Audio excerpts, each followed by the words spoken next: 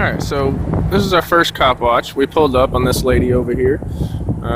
Pulled over with one officer, and immediately, I mean, not even seconds later, we have 1, 2, 3 cars. There was one over there in the parking lot, so 4.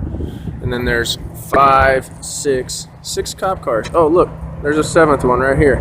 We just had seven officers come up all of a sudden. We're just filming. Is it bad to film? Is it bad to film it? I don't know. Am I intimidating somebody by filming them? I mean, obviously I am, because look, here comes another one. Well, at least we're keeping them busy from writing people's tickets and jacking their money right before Christmas. This is ridiculous.